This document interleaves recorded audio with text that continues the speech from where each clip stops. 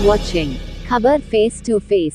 20 जून 2025 को ईरान ने इसराइल पर 2 मिसाइली हमले किए। पहला हमला सुबह 5 बजे हुआ जिसमें एक बैलिस्टिक मिसाइल बेरशेवा शहर पर गिरी। दूसरा हमला दोपहर 3:45 पर हुआ जिसमें करीब 25 मिसाइलें इसराइल के कई शहरों पर दागी गई। कुल मिलाकर 26 मिसाइलें लॉन्च हुई। हालांकि कुछ रिपोर्ट्स में ये संख्या 20 भी बताई गई है। 5 ड्रोन भी शामिल थे लेकिन उनका बंटवारा स्पष्ट नहीं है। सबूत बताते हैं कि ईरान का इरादा अरब आबादी वाले इलाकों को निशाना बनाने का नहीं था, बल्कि हाइफा और तमरा में हुए हमले असल में सैन्य ठिकानों को लक्ष्य बनाकर किए गए थे, जैसे कि हाइफा का पोर्ट और नेवी बेस। मिसाइल की चूक के कारण आम नागरिक प्रभावित हुए। तमरा, जो कि उत्तरी इजरायली का एक शहर है, उसके मेयर और जानकारों का कहना है कि ये हमला गलती से हुआ है। ईरान का दावा है कि वो सिर्फ सैन्य ठिकानों पर वार कर रहा है, नागरिकों पर नहीं। दोस्तों, आज की सबसे बड़ी और गंभीर खबर के साथ हाजिर हूँ, जो सीधे पश्चिम एशिया के उस भूभाग से जुड़ी है जहां जंग के बादल लगातार घने होते जा रहे हैं। बात हो रही है ईरान और इजराइल के बीच बढ़ते सैन्य तनाव की, जो अब पूरी दुनिया के लिए चिंता का विषय बन चुका है। हाल ही में इजरायली शहर हाइफा में एक बड़ा मिसाइल हमला हुआ। ये हमला इजराइल के गृह मंत्रालय के पास हुआ और यह स्पष्ट कर गया कि अब निशाना केवल सीमावर्ती क्षेत्र नहीं बल्कि प्रशासनिक ढांचे भी हैं। इसके बाद पूरे देश में सुरक्षा व्यवस्था और सख्त कर दी गई। इजराइल के प्रधानमंत्री बेंजामिन नेतन्याहू ने इस हमले के जवाब में एक कड़ा बयान देते हुए कहा है कि उनका देश अब ईरान की परमाणु क्षमताओं को पूरी तरह खत्म करने के लिए पूरी तरह तैयार है।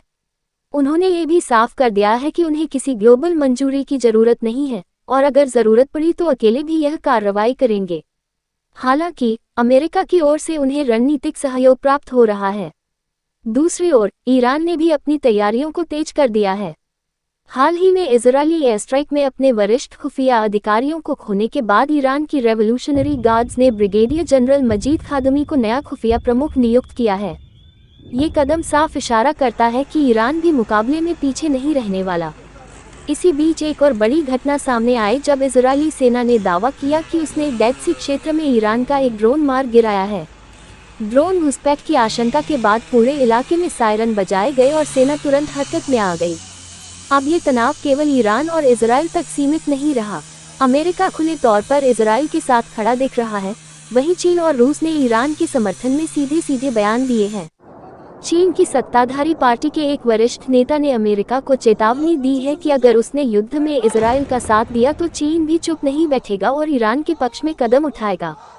चीन के विदेश मंत्रालय ने भी इस मसले पर सख्त रुख अपनाते हुए कहा है कि किसी भी देश की आज़ादी या क्षेत्रीय अखंडता को नुकसान पहुंचाने वाली हर कार्रवाई का चीन विरोध करता है।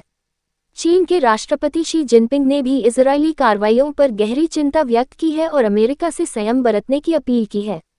रूस ने भी अमेरिका को साफ चेतावनी दी है कि अगर उसने इजराइल की सैन्य मदद की तो पूरा पश्चिम एशिया अस्थिर हो सकता है। रूस की विदेश मंत्रालय की प्रवक्ता मारिया ज़खारोवा ने कहा कि किसी भी प्रकार का सैन्य हस्तक्षेप पूरी दुनिया के लिए विनाशकारी साबित हो सकता है। अब ये टकराव केवल क्षेत्रीय सीमा तक नहीं रहा, बल्कि एक वैश्विक शक्ति संतुलन की परीक्षा बन चुका है। अमेरिका के पूर्व राष्ट्रपति डोनाल्ड ट्रंप भी अगले कुछ दिनों में इस विषय पर फैसला लेने वाले हैं कि अमेरिका कितना आगे बढ़कर इसमें शामिल होगा। उनकी राष्ट्रीय सुरक्षा टीम के साथ लगातार चल रही मीटिंगों से संकेत मिल रहे हैं कि कोई बड़ा निर्णय लिया जा सकता है। संयुक्त राष्ट्र और अंतर्राष्ट्रीय समुदाय के लिए अब ये समय बेहद निर्णायक बन गया है। सवाल यही है कि क्या एक बार फिर बातचीत और कूटनीति से इस युद्ध को टाला जा सकेगा या फिर दुनिया एक और व्यापक संघर्ष की ओर बढ़ रही है। हमारे चैनल को शेयर और सब्सक्राइब कीजिए।